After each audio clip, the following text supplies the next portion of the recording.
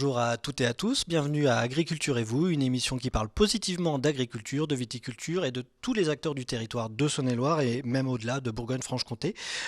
Merci de nous rejoindre et merci de vous être abonnés à notre chaîne. Aujourd'hui nous sommes réunis à Gueugnon. Je remercie la communauté de communes entre Arroux, Loire et Somme pour nous avoir accueillis. Notre émission de ce jour va parler du lien entre élevage et qualité de la viande ou des viandes. Pour en parler et en débattre, j'ai la chance d'avoir un large panel d'acteurs de la filière, donc Eva Lemay, chargée de mission à Interbev, donc Interprofession Bétail et Viande Bourgogne-Franche-Comté. Je la remercie d'avoir remplacé sa collègue qui était grippée. Guy Tourdias, vice-président et ancien artisan boucher à Dijon, donc vice-président d'Interbev Bourgogne-Franche-Comté. Jean-François Lacroix, grand maître de la confrérie des saveurs du pays charolais et surtout ancien éleveur à Neuvy-Grandchamp. Éleveur, toujours éleveur.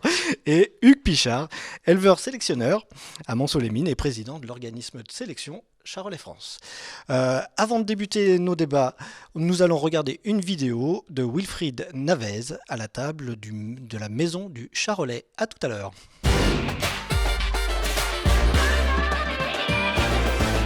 Au niveau de l'établissement, donc mon frère qui est lui le chef d'entreprise est maître cuisinier de France. Et moi, mon métier, mon cœur de métier, donc c'est la boucherie-charcuterie. Je suis là pour valoriser nos bons produits du terroir 71. Le bœuf charolais est une viande de haute qualité. Moi, je travaille sur les AOP bœuf de Charolles, le label rouge en tendre, parce qu'elle est élevée à l'herbe, ce qui lui amène un vrai persillage, un vrai gras intéressant au niveau de la viande. On a bien sûr toute la partie arrière et la partie dos qui est sur de la pièce à griller. Et après, on a toute la partie avant, partie ventre, qu'il faut retravailler de diverses manières. Toutes les autres parties aussi, on les travaille sur une partie cuisson en basse température, ce qui permet d'amener un vrai fondant à la viande. Au restaurant, je travaille sur certaines pièces de viande la maturation. On vient choquer la viande par une ventilation, on va dire, très forte. On vient croûter la viande, c'est pour ça qu'elle a un aspect un petit peu noir. Le gras va, on va dire, se transformer un petit peu en beurre, va venir capter tous les parfums et va être restitué au moment de la cuisson. Toutes les saveurs vont ressortir au niveau de la viande. Donc ça va être complètement autre chose au niveau du palais et même au niveau de la mastication. Ça n'a plus rien à voir avec une viande rouge traditionnelle. On vous accueillera avec grand plaisir ici à la Maison du Charolais à Charolles pour venir déguster nos excellents produits du Charolais.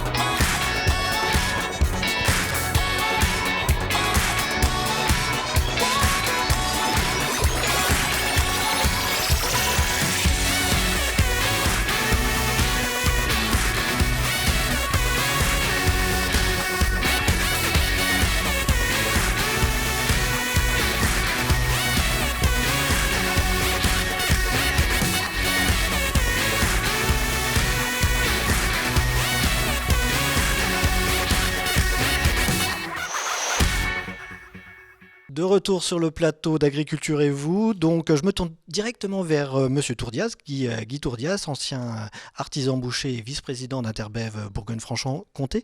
Est-ce que vous pouvez déjà nous présenter ce que c'est Interbev et que représentent aussi les filières élevage et viande en Bourgogne-Franche-Comté en quelques chiffres? Oui, alors Interbev, c'est une composante qui a de 22 organisations nationales, professionnelles, et qui représente du début de la naissance de l'animal jusqu'à sa mort et après la viande.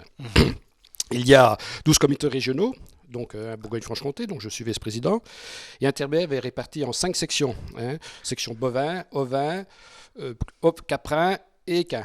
Je dis 5, voilà. Et On les a l'orientation tous. stratégie d'Interbev, puis de la filière viande.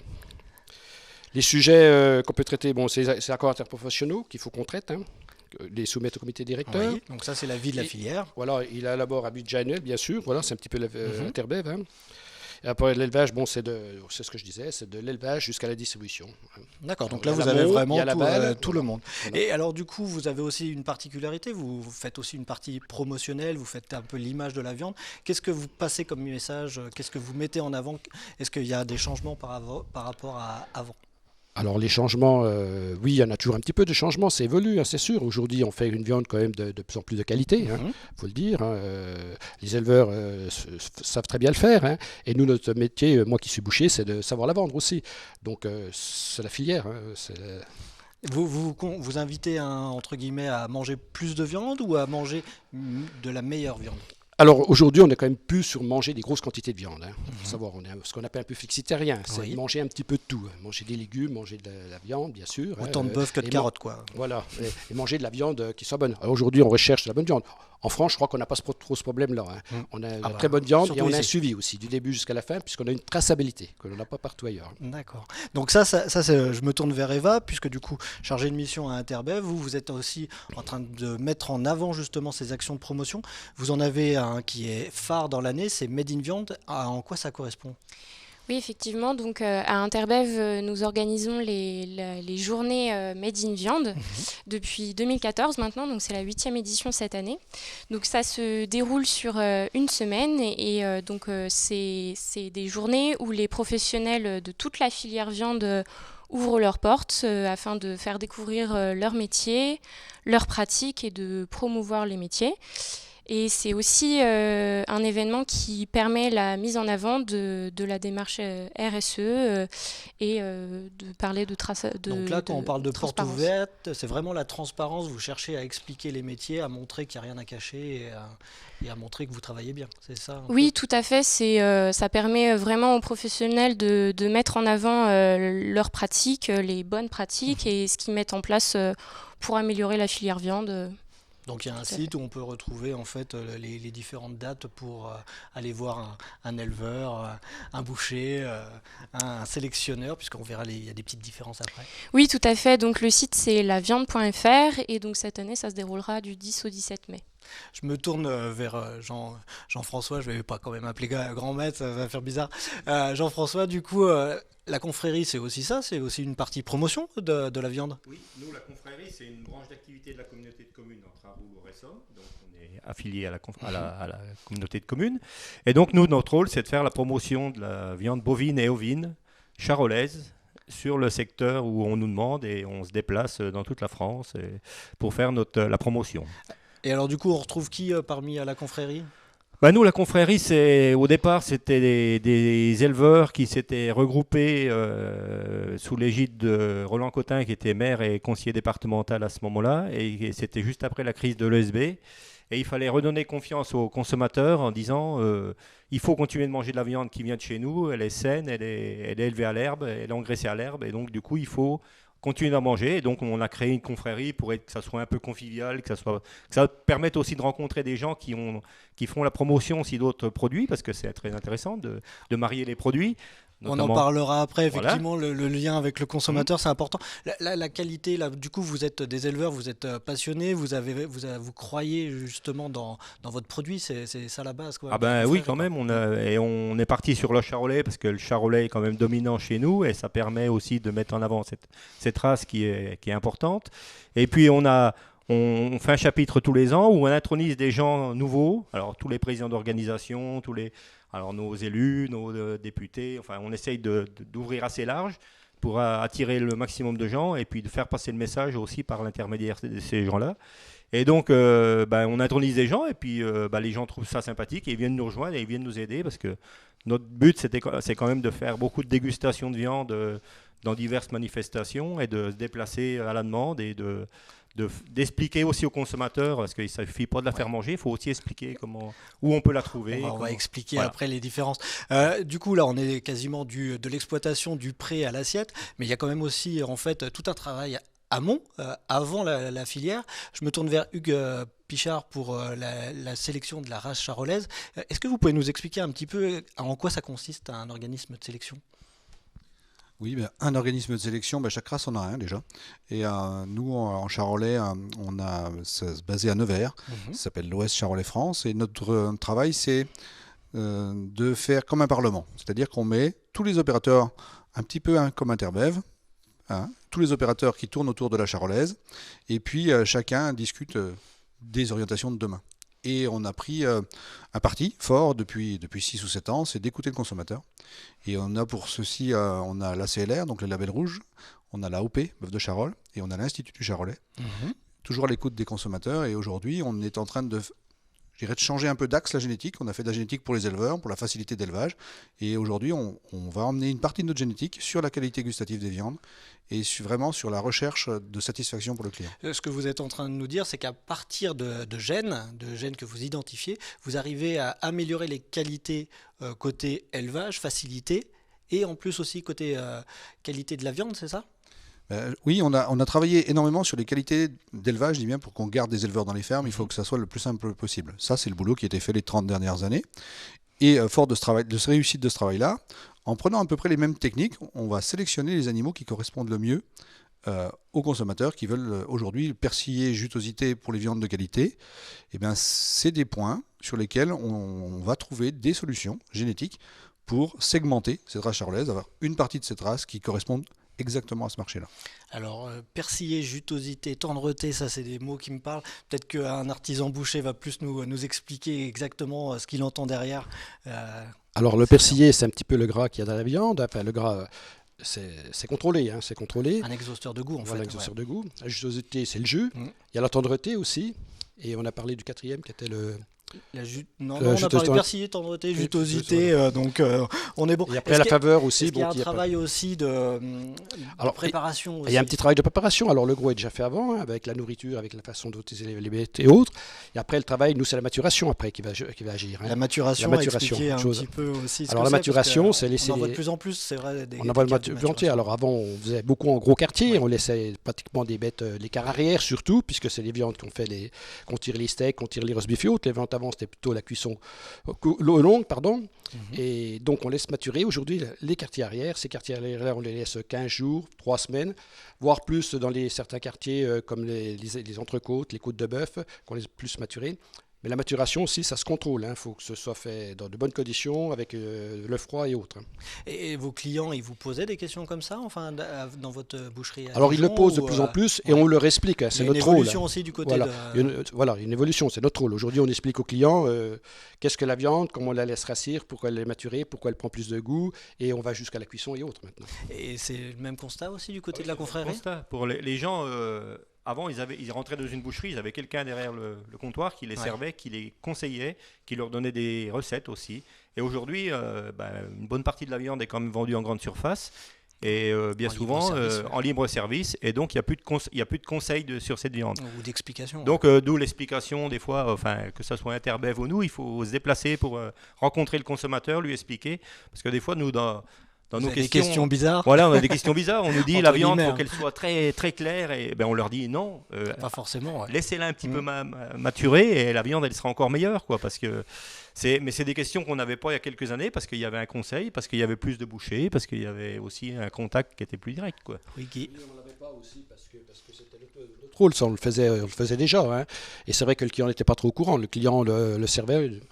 On lui demandait ce que lui voulait, on le servait, on lui conseillait un petit peu, mais ils étaient peut-être plus au courant aussi de la façon de cuisiner et autres. Oui. Je reviens du coup vers Hugues pour justement trouver un gène comme ça par rapport à le persillé. Ça doit demander des technologies, ça doit être très compliqué quand même. Il y a un travail d'œil de l'éleveur classique, mais il y a aussi, à mon avis, d'autres choses derrière. Mais ce qui est important, c'est ce que vous venez de dire. Il y a l'observation de l'éleveur, l'observation de la filière, et c'est là où il va falloir identifier les animaux morts qui correspondent le mieux et faire la génétique à l'envers. Donc, aller voir qui est... Remonter en fait. Ouais. Voilà, de quelle lignée sortent ces animaux qui correspondent le mieux. Essayer de les isoler et de les faire reproduire. Et c'est aujourd'hui, c'est le travail, c'est notre rôle à Charolais France. Et on a la chance que les techniques évoluent. Et avec les échographies, on va pouvoir compter le nombre de grains de persillé sur les animaux vivants. Donc une fois qu'on aura repéré ces animaux, on pourra en plus vérifier si c'est cohérent. Et on va faire des échographies sur le vivant pour voir le nombre de grains, de gras, qui fait ce fameux persillé. Et plus on a de persillé, plus la jutosité est présente, et la tendreté, la corrélation, et la qualité passe par le nombre de grains de persillé. Et c'est heureusement que nous avons ça, c'est identifié aujourd'hui techniquement. D'autres pays l'ont fait avant nous, hein. Nous ne sommes pas spécialement en avance là-dessus, mais aujourd'hui on a une vraie demande client sur la restauration hors foyer notamment. Donc ça c'est notamment ce qu'on en entend parler, le fameux gène MHBIF qui peut être un des marqueurs, ou il y en a d'autres? Non, le nom est peut-être un peu catégorique. Mais, Vous pouvez, hein, pour le coup, le nom est excessif. Oui, c'est un peu. Enfin, ce MHBIF se vend très bien. Hein, c'est vraiment quelque chose à la mode, mais il ne faudrait pas que ça soit réduit à ça. Ouais, non, c'est pour ça. Qu'on se dévoie. Chercher que celui-là. Ouais, et on pense quand même qu'il y a des conduites d'élevage, il y a de la génétique, il y a de la conduite d'élevage. C'est un tout l'élevage. C'est pas un facteur. La génétique n'est qu'un moyen. C'est ce que je voulais entendre justement en termes de technique, en termes de conduite d'élevage par rapport à tout ce qui a été mis en place. Là, on parle un petit peu de RSE. Qu'est-ce que ça regroupe derrière, Eva? Derrière la démarche RSE, oui. Ça regroupe le fait que la filière viande s'est vraiment engagée de manière collective pour cette démarche de responsabilité sociétale. Et donc il y a vraiment 4 enjeux autour d'une part de l'environnement, de la biodiversité, d'autre part le bien-être animal. On met par exemple en place dans les élevages, dans les abattoirs, dans les centres de rassemblement d'animaux, des diagnostics pour vérifier que le bien-être animal est respecté. Il y a aussi tout ce qui est autour de la juste rémunération des éleveurs et l'attractivité des métiers, parce que c'est parfois une filière qui a du mal à recruter. Oui. Et puis enfin, on essaie aussi de mettre en avant une alimentation de meilleure qualité, plus durable, plus raisonnée. Donc là-dessus, on parle aussi beaucoup des signes de qualité aujourd'hui. Il y a quoi comme signes de qualité? Hugues en citait quelques-uns, mais oui, il y en a d'autres aussi. Hugues en a cité quelques-uns tout à l'heure, donc il a cité l'AOP Bœuf de Charolles, il y a aussi l'IGP Charolais de Bourgogne. Il y a donc le label rouge, comme vous en parliez, qui est à la fois pour le bœuf et l'agneau. Et puis aussi, il y a une marque régionale qui est la marque Bœuf Comtois, qui est une marque qui a été un peu... On est en dehors des signes officiels de qualité, mais oui. Il est quand même reconnu par Interbev, c'est l'interprofession qui représente cette marque, effectivement. Alors donc ça, on a des signes de qualité, puis en plus, une fois que la viande est vendue, moi si je sais pas la cuire, c'est foutu quoi. Je vais faire de la semelle. Guy, Jean-François, est-ce que vous avez des conseils justement pour améliorer la cuisson ou choisir ces morceaux pour faire tel ou tel plat? Alors choisir ces morceaux, aller chez des gens qui reconnaissent la viande, que ce soit petite ou grande surface. Ouais, partout ils savent travailler la viande. Après, les modes de cuisson, déjà, si on peut dire, si vous faites cuire un roast beef, par exemple, on va donner un tout petit conseil, c'est de sortir la viande un petit peu à l'avance pour qu'elle se réchauffe un petit peu. Pas des heures, bien sûr, mais une heure à l'avance. Après, aujourd'hui, on cuit la cuisson rapide, donc les steaks. On fait de la cuisson basse température aussi maintenant, surtout en RHD et autres. Même chez nous, pour faire cuire des roast beef qui restent saignants et autres, ça se pratique beaucoup. D'accord. Et Jean-François? Oui, moi personnellement, je suis éleveur, je suis pas boucher, donc la viande je connais pas spécialement. Et donc on s'appuie aussi sur tout ce que l'Institut nous sort comme petite brochure et toutes les idées recettes, puis Interbev aussi. On s'appuie là-dessus pour conseiller les gens. Et c'est vrai qu'il y a plein de questions sur la cuisson de la viande, sur l'utilisation des morceaux, et on a des petits graphiques avec la carcasse de l'animal qui sont très bien faits, avec chaque morceau à son utilisation, quoi. Il ne s'agit pas de faire des steaks dans de l'avant, où chaque morceau a bien son utilisation, et il ne faut pas le louper, quoi, parce qu'on peut tout casser le travail qui a été fait avant, et c'est pas la peine, quoi. C'est pas le but. Juste pour peut-être parler un petit peu, ces dernières années quand même, on a vu une explosion de la consommation de la viande hachée. Là du coup, vous travaillez justement à remettre des morceaux nobles sur la table, justement. Comment vous y travaillez justement par ces messages Comme quoi il y a plein de bons Alors, morceaux dans une... c'est notre travail aussi d'expliquer aux gens, de leur montrer qu'est-ce qu'on peut faire avec, de sortir les bons morceaux, que tel morceau on peut le travailler de telle façon, qu'on peut le faire cuire de telle façon. Aujourd'hui, on a quand même des modes de cuisson pour certaines, même à pot au feu, on peut le laisser cuire tranquillement chez soi en partant au travail, hein, ça ne gêne pas. Hein. On a des modes de cuisson, du matériel qui permet de faire tout ça. Hein. Et donc du coup, ça va avoir une influence si on a des bêtes de meilleure qualité qui sont bien élevées, etc. aussi sur la sélection, j'imagine. Ah oui, puis je dirais que le steak haché, c'est le nouvel entrant. Parce que vous avez parlé tout à l'heure des périodes sombres de l'élevage dans les années 90, avec le retour vers la qualité. Il y a eu ce retour à la qualité et en même temps le haché. Et heureusement qu'on a les deux. Puisque aujourd'hui, l'équilibre de notre charolaise, pour revenir à là-dedans, c'est bien les deux. Carcasse, ouais. Mais il faut que nous travaillions pour valoriser les morceaux nobles dans la restauration ou dans la boucherie. Et forcément, le steak haché, parce que le steak haché, c'est même pas que le steak haché, c'est la viande hachée, la viande de préparation, puisque les lasagnes, enfin tous ces produits aujourd'hui qu'on élabore avec de la viande hachée, c'est des segments importants. Et dans la génétique, aujourd'hui, on a l'équilibre. Alors, on nous aurait dit pendant un moment qu'il fallait aller sur des animaux hyper musclés pour faire des très très bons morceaux. On parlait du MH beef, alors qu'aujourd'hui, l'équilibre matière, on est... c'est plus subtil. Donc voilà, il faut, dans toute orientation, il faut être prudent, puisque le marché a tendance à s'inverser rapidement, et l'intervalle de génération, c'est 3 ans, et l'effet de la sélection, c'est 10 ans.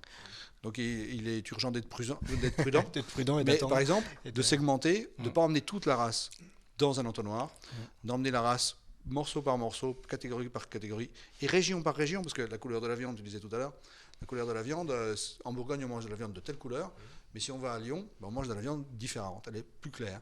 Et c'est aussi pour ça qu'on a une telle diversité de nos races, puisqu'elles correspondent aussi à ça.